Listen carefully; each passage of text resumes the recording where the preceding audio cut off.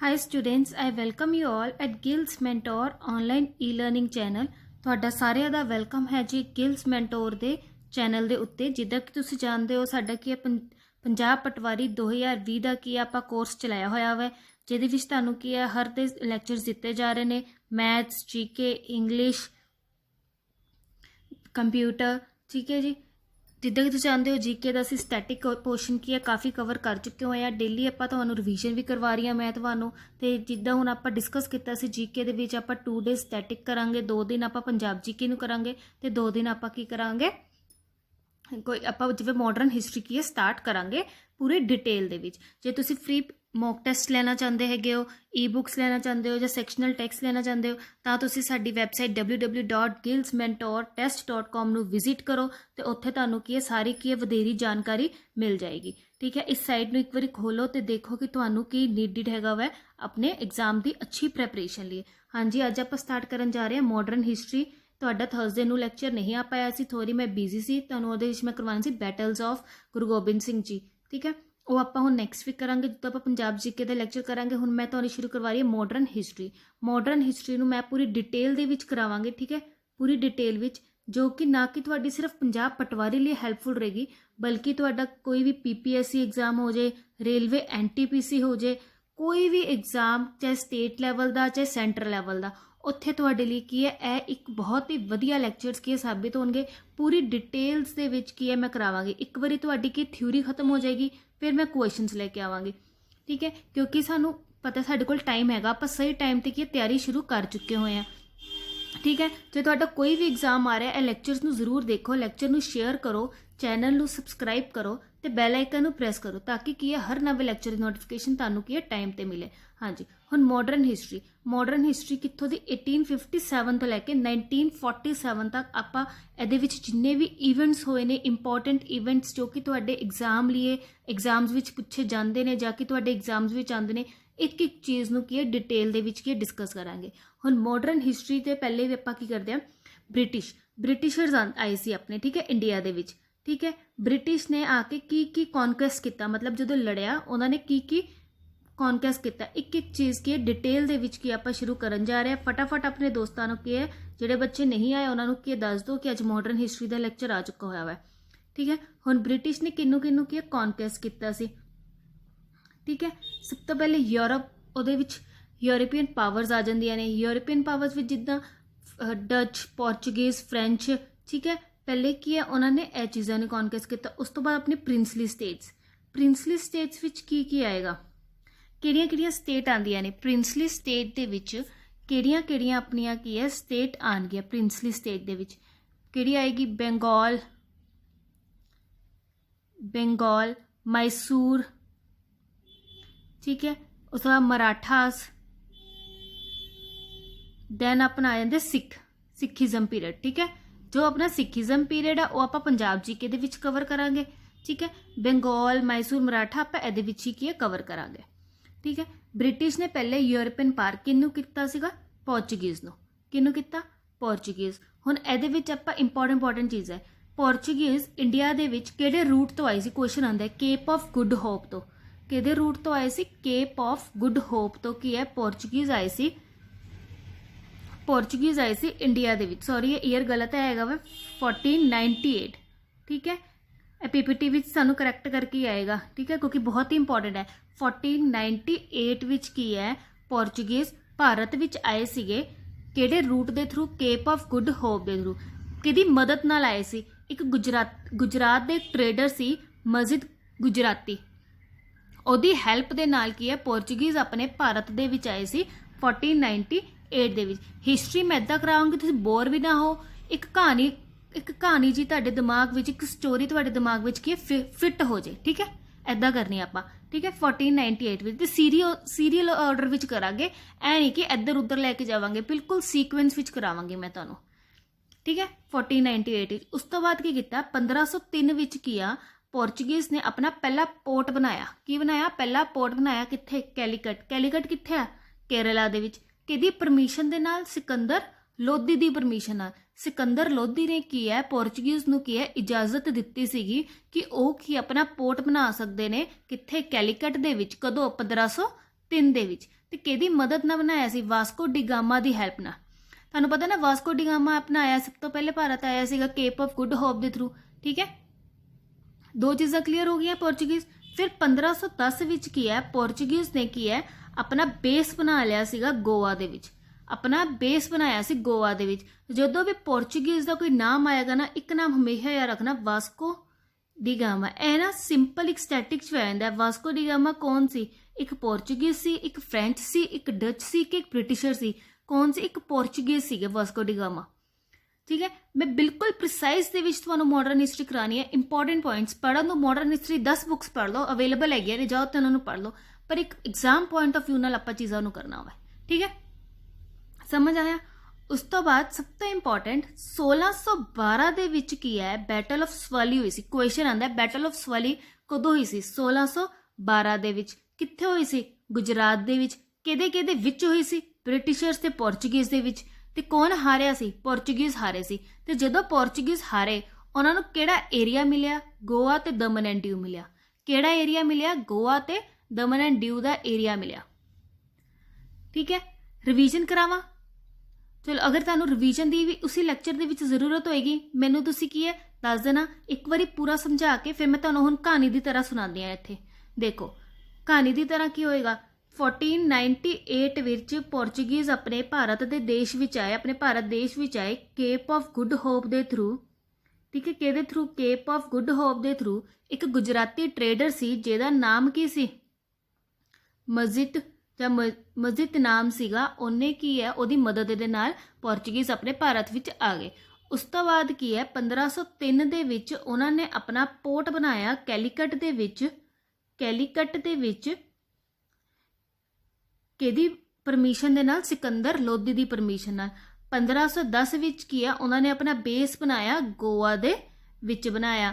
ਠੀਕ ਹੈ, ਉਸ ਤੋਂ ਬਾਅਦ ਸਭ ਤੋਂ ਜ਼ਰੂਰੀ 1612 ਦੇ ਵਿੱਚ ਇੱਕ ਲੜਾਈ ਹੋਈ, ਇੱਕ ਬੈਟਲ ਹੋਈ। ਕਿਹੜੀ ਬੈਟਲ ਸੀ? ਸਵਾਲੀ ਦੀ ਬੈਟਲ ਸੀ। ਸਵਾਲੀ ਕਿੱਥੇ ਲੜੀ ਗਈ? ਗੁਜਰਾਤ ਦੇ ਵਿੱਚ ਬੈਟਲ ਨੂੰ ਲੜਿਆ ਗਿਆ ਤੇ ਪੋਰਚੁਗੀਜ਼ ਕੀ ਸੀ? ਹਾਰ ਗਏ ਸੀ। ਤੇ ਉਹਨਾਂ ਨੂੰ ਗੋਆ ਤੇ ਦਮਨ ਐਂਡ ਡਿਊ ਦਾ ਕੀ ਹੈ ਏਰੀਆ ਮਿਲਿਆ ਸੀ। ਠੀਕ ਹੈ, ਵਧੀਆ ਲੱਗਿਆ? ਸ਼ੇਅਰ ਕੀਤਾ? ਚਲੋ, ਹੁਣ ਆਪਣਾ ਆ ਗਏ ਡਚ। ਪੋਰਚੁਗੀਜ਼ ਖਤਮ ਹੋ ਗਏ, ਹਾਰ ਗਏ ਬ੍ਰਿਟਿਸ਼ਰਸ ਤੋਂ। ਫਿਰ ਆਪਣੇ ਆ ਗਏ ਡਚ। ਡਚ ਕੀ ਸੀਗਾ? 1602 ਵਿੱਚ ਉਹਨਾਂ ਨੇ ਐਸਟੈਬਲਿਸ਼ ਕੀਤੀ ਸੀ ਯੂਨਾਈਟਿਡ ਈਸਟ ਇੰਡੀਆ ਕੰਪਨੀ। ਇੱਕ ਤਾਂ ਹੁੰਦੀ ਹੈ ਈਸਟ ਇੰਡੀਆ ਕੰਪਨੀ, ਇੱਕ ਹੈਗੀ ਯੂਨਾਈਟਿਡ ਈਸਟ ਇੰਡੀਆ ਕੰਪਨੀ। ਕਿਹਦੇ ਦੁਆਰਾ ਸੀ? ਡਚ ਦੇ ਦੁਆਰਾ ਸੀਗਾ। ਇਹ ਯਾਦ ਰੱਖਣਾ, ਯੂਨਾਈਟਿਡ ਈਸਟ ਇੰਡੀਆ ਕੰਪਨੀ ਕਿਹਦੇ ਦੁਆਰਾ ਸੀ? ਡਚ ਦੇ ਦੁਆਰਾ ਸੀ। 1602 ਦੇ ਵਿੱਚ ਐਸਟੈਬਲਿਸ਼ ਹੋਈ ਸੀ।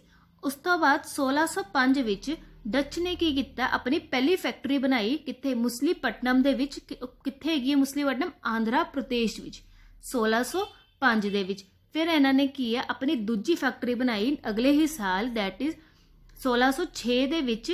ਕਿੱਥੇ? ਸੂਰਤ ਦੇ ਵਿੱਚ। ਹੁਣ ਜਿਹੜੀ ਇਹ ਫੈਕਟਰੀ ਬਣਾਉਣ ਦੀ ਪਰਮਿਸ਼ਨ ਸੀ, ਕਿਹੜੇ ਰੂਲਰ ਨੇ ਦਿੱਤੀ ਸੀ? ਅਕਬਰ ਨੇ ਦਿੱਤੀ ਸੀ। ਉਸ ਟਾਈਮ ਮੁਗਲ ਪੀਰੀਅਡ ਚੱਲ ਰਿਹਾ ਸੀਗਾ। ਅਕਬਰ ਨੇ ਕੀ ਹੈ, ਪਰਮਿਸ਼ਨ ਦਿੱਤੀ ਸੀ, ਜਾਓ ਆਪਣੀ ਕੀ ਫੈਕਟਰੀ ਬਣਾ ਲਓ ਸੂਰਤ ਦੇ ਵਿੱਚ। ਠੀਕ ਹੈ, ਉਸ ਤੋਂ ਬਾਅਦ ਕੀ ਹੈ, 1759 ਦੇ ਵਿੱਚ ਕੀ ਹੈ, ਬੈਟਲ ਆਫ ਬਿਦਾਦਰਾ ਹੋਈ। ਕਿੱਥੇ? ਬੰਗਾਲ ਦੇ ਵਿੱਚ ਹੋਈ। ਕਿਹਦੇ ਵਿੱਚ? ਬ੍ਰਿਟਿਸ਼ਰਸ ਤੇ ਡਚ ਦੇ ਵਿੱਚ। ਕਿਹਦੇ ਵਿੱਚ ਹੋਈ ਸੀ? ਬ੍ਰਿਟਿਸ਼ਰਸ, ਇਹ ਨਹੀਂ ਕਹਿਣਾ ਪੋਰਚੁਗੀਜ਼ ਤੇ ਡਚ ਦੇ ਵਿੱਚ, ਬ੍ਰਿਟਿਸ਼ਰਸ ਤੇ ਡਚ ਦੇ ਵਿੱਚ ਕੀ ਹੈ, ਜੰਗ ਛਿੜੀ। ਉਸ ਜੰਗ ਦਾ ਨਾਮ ਕੀ ਸੀ? Battle of ਬਿਦਾਦਰਾ। ਠੀਕ ਹੈ, ਕਿੱਥੇ? ਬੰਗਾਲ ਦੇ ਵਿੱਚ। ਤੇ ਕਿਹੜਾ ਡਚ ਕੀ ਹੈ, ਹਾਰ ਗਿਆ ਤੇ ਉਹਨਾਂ ਨੂੰ ਏਰੀਆ ਕਿਹੜਾ ਮਿਲਿਆ? ਇੰਡੋਨੇਸ਼ੀਆ, ਸਮੁੰਦਰਾ ਤੇ ਜਾਵਾ ਆਈਲੈਂਡਸ ਕੀ ਹੈ, ਡਚ ਨੂੰ ਮਿਲੇ। ਠੀਕ ਹੈ, 1612 ਵਿੱਚ ਕੀ ਹੋਈ ਸੀ? ਬੈਟਲ ਆਫ ਸਵਾਲੀ ਹੋਈ ਸੀ। ਛੋਟਾ ਜਿਹਾ ਇੱਕ ਪੋਰਸ਼ਨ ਸੀ ਡਚ ਦਾ। ਉਸ ਤੋਂ ਬਾਅਦ ਆਪਣੇ ਆ ਗਏ ਫ੍ਰੈਂਚ। ਪੋਰਚੁਗੀਜ਼ ਹੋ ਗਏ, ਡਚ ਹੋ ਗਏ, ਫਿਰ ਆ ਗਈ ਆਪਣੀ ਫ੍ਰੈਂਚ ਹੁਣ ਕਦੋਂ ਆਈ?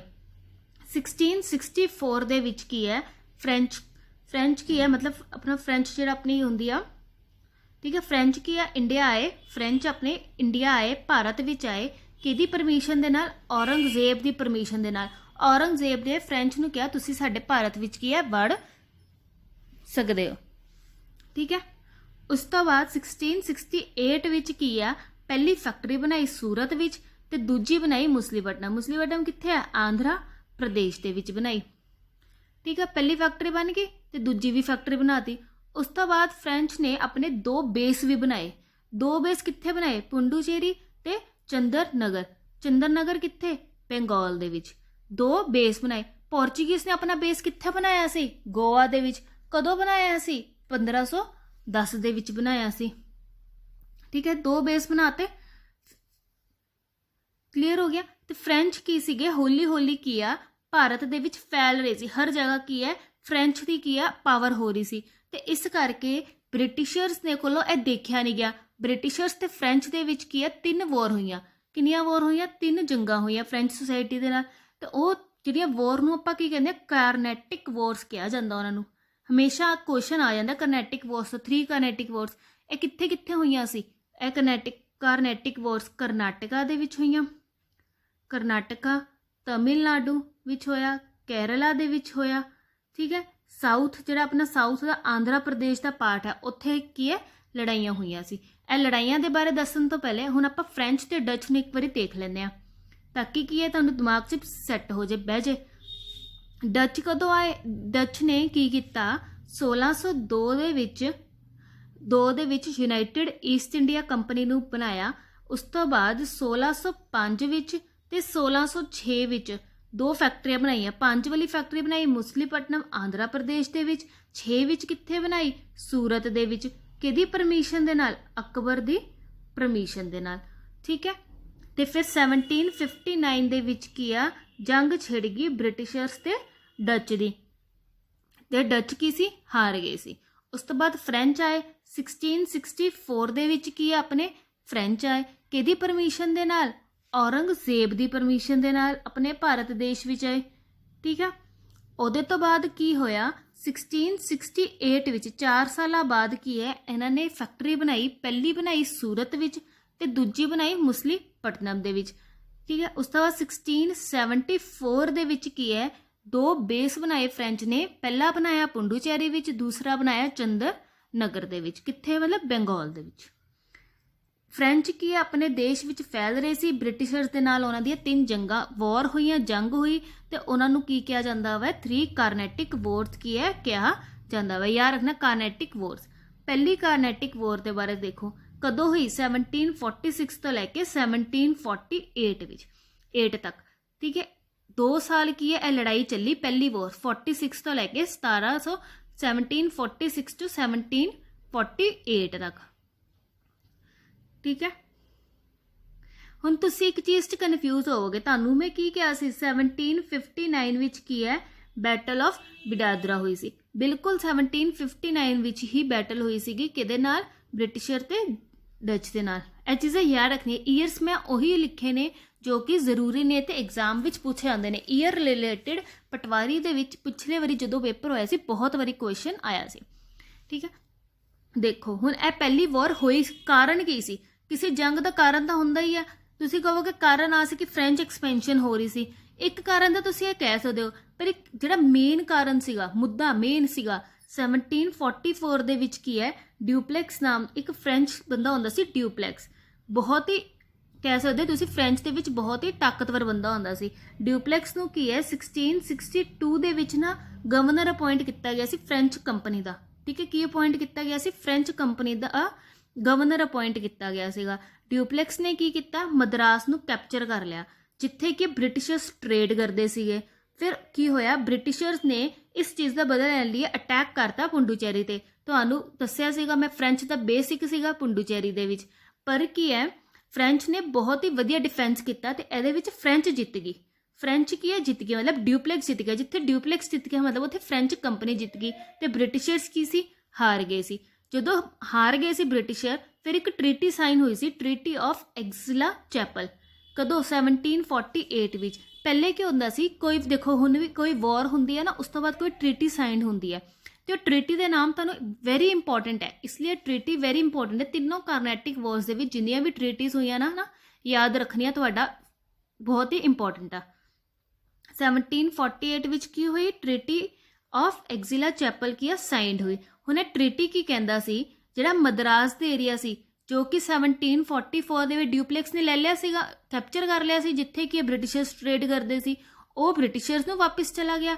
ਤੇ ਜਿਹੜਾ ਕਿਊਬਿਕ ਕਿਹੜਾ ਏਰੀਆ ਕਹਿ ਰਹੀ ਹੈ ਕਿਊਬਿਕ, ਇਹ ਐਗਜ਼ਾਮ ਚਾਹੁੰਦਾ ਨਹੀਂ ਪਰ ਤੁਹਾਨੂੰ ਪਤਾ ਹੋਣਾ ਚਾਹੀਦਾ ਕਿਊਬਿਕ ਜੋ ਕਿ ਨਾਰਥ ਕੈਨੇਡਾ ਦਾ ਏਰੀਆ ਉਹ ਫਰਾਂਸ ਨੂੰ ਦੇ ਦਿੱਤਾ ਗਿਆ ਸੀ। ठीक है। तो पहली कार्नैटिक वॉर कौन जित्ते आ? अपनी फ्रेंच जित गई, ठीक है, जो कि भारत विच कदों आए? 1664 विच आए सीगे औरंगजेब की परमिशन आ। फिर की होया? अपनी दूजी कार्नैटिक वॉर हुई, कदों हुई? 1749 तो लैके 1754 दे विच हुई। कदों हुई? 1749 तो लैके 54। पहली हुई सी 46 टू 48, फिर नाल ही अगले साल 49 टू 54। यह भी शुरुआत किन्ने की? ड्यूप्लैक्स ने की है स्टार्ट किया, मतलब फ्रेंच ने की है स्टार्ट किया। उन्होंने स्टार्ट किवें किया? उन्होंने जो कि आरकोट तमिलनाडु दे विच है, ठीक है, कैपिटल रही सी कार्नैटिक वॉर की, यह भी कल याद रखना, आरकोट, उत्थे की है, उत्थे शुरुआत की, अटैक किया, ठीक है। तो इस बारी की है ब्रिटिश की है जित गए, तो फ्रेंच की है हार गई। दूसरी कार्नैटिक वॉर विच ब्रिटिश बड़े ताकतवर बन चुके थे, उन्होंने फ्रेंच की पावर्स का की है पता लग गया सी। ते जदों की है अपना फ्रेंच हार गया, उस तो बाद एक ट्रीटी साइन हुई 54 विच, ट्रीटी ऑफ पुडुचेरी, जो कि एग्जाम विच पूछी जाती है, ठीक है। ट्रीटी ऑफ पुडुचेरी किहदे विच साइन हुई? फ्रेंच कंपनी ते अपनी ब्रिटिशर्स दे विच की है साइन हुई। हुण ये ट्रीटी की कहती सी, जिहड़ा आरकोट का एरिया सी जो कि तमिलनाडु विच सीगा, वो ब्रिटिशर्स नूं चला जाएगा। तो इस जंग तो बाद दूसरी कार्नैटिक वॉर तो बाद ड्यूप्लैक्स नूं की भारत तो की वापस बुला लिया सी, वो भारत तो चला गया सी। ड्यूप्लैक्स की ड्यूप्लैक्स नूं की वापस बुला लिता गया सी, रिकॉल्ड कर लिया सी, ठीक है। पूछा जा सकता क्वेश्चन कि ड्यूप्लैक्स नूं किहड़ी कार्नैटिक वॉर तो बाद बुला लिया सी, जिहड़ी दूसरी कार्नैटिक वॉर हुई सी। हुण तीसरी कार्नैटिक वॉर कदों हुई? 58 टू 63 विच, ठीक है। 54 तो की 4 साल का गैप पिया, फिर 58 टू 63 विच हुई। हुण इहदा मेन कारण की सी? इहदा मेन कारण यह नहीं सीगा कि ब्रिटिशर्स नूं जीतना सी जाओ, इहदा सीगा कि 7 साल तो ना अमेरिकन रैवोल्यूशन का टाइम पीरियड चल रहा सी। इस टाइम की सी? अमेरिकन रैवोल्यूशन, इंडिपेंडेंस की वॉर चल रही सी यूएसए ते ब्रिटेन दे विच। किहदे विच चल रही सी? यूएसए ते ब्रिटेन दे विच की है 7 ईयर की वॉर चल रही सी, आपां कहंदे ना अमेरिकन रैवोल्यूशन, वो चल रहा सी। ते उस टाइम की सीगा, एक तुसीं रॉबर्ट क्लाइव याद रखना, कौन? क्वेश्चन आ जाता वै रॉबर्ट क्लाइव। रॉबर्ट क्लाइव की सी उस टाइम इंडिया दे विच बड़ा एक्टिव सी, वो देखदा सी कि इंडिया दे विच की है हो की रहा सी। रॉबर्ट क्लाइव कौन है? यह पहला गवर्नर रहा वै इंडिया का Bengal the time period time, ठीक है। पहला governor during Bengal time period पूछा जाता ना, कौन सी? रॉबर्ट क्लाइव सी, ठीक है। ਇਹਦੇ ਵਿੱਚ ਕੀ ਹੈ ब्रिटिशर्स जित गए।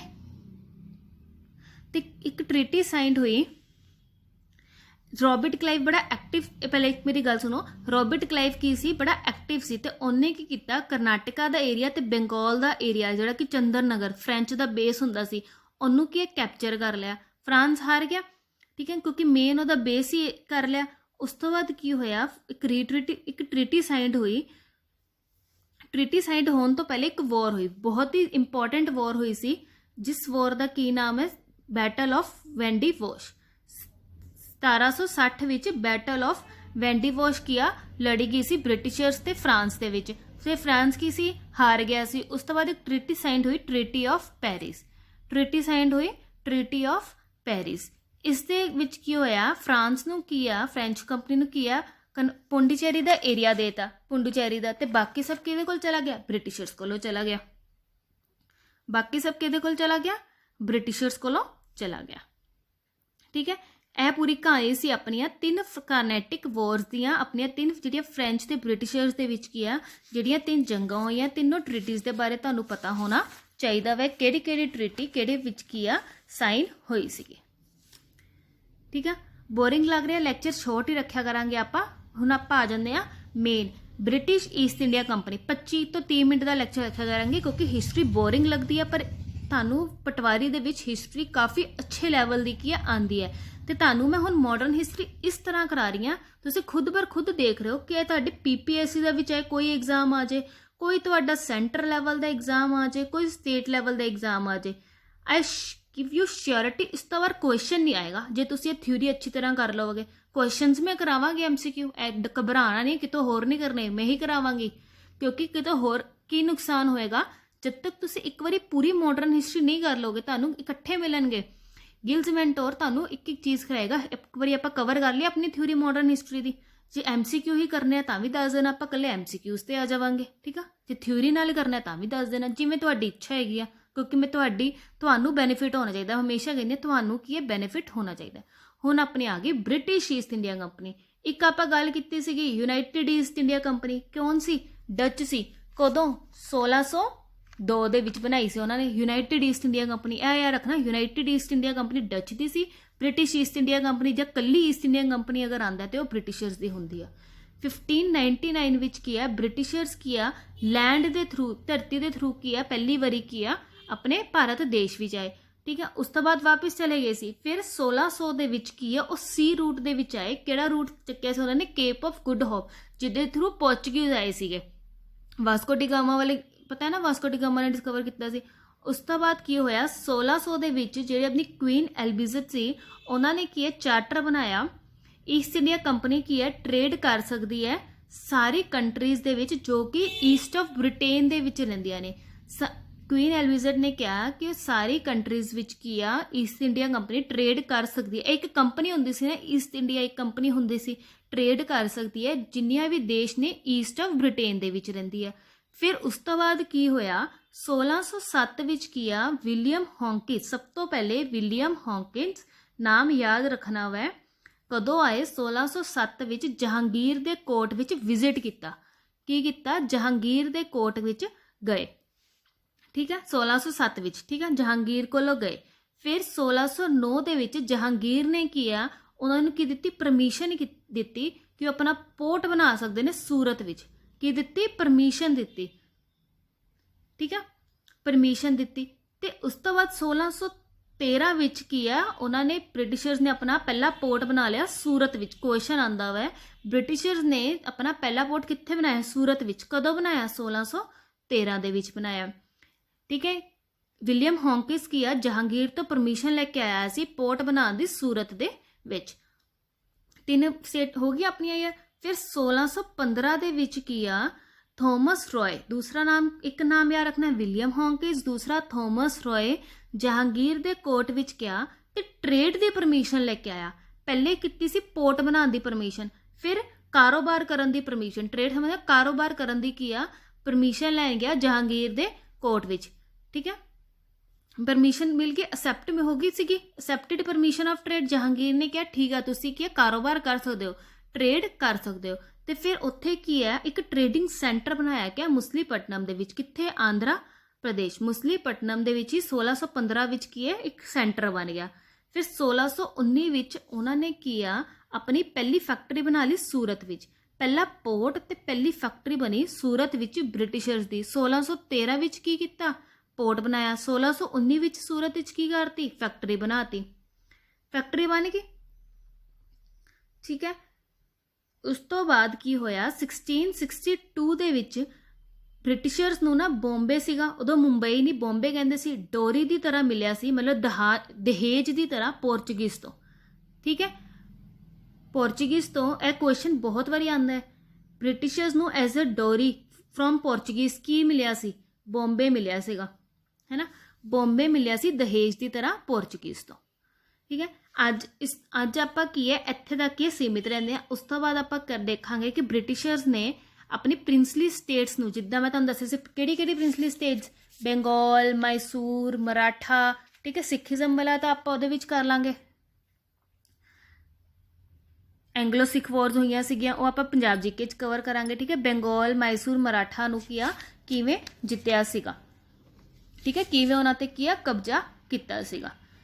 ਅੱਜ ਆਪਾਂ ਜਿਹੜਾ ਪਹਿਲਾ ਪੋਰਸ਼ਨ ਸੀਗਾ ਯੂਰਪੀਅਨ ਪਾਵਰਸ ਨੂੰ ਕਿੱਦਾਂ ਲੈਣਾ ਉਹ ਆਪਾਂ ਕੀ ਅੱਜ ਕਵਰ ਕਰ ਲਿਆ ਵਾ। ਸਮਝ ਲੱਗਿਆ?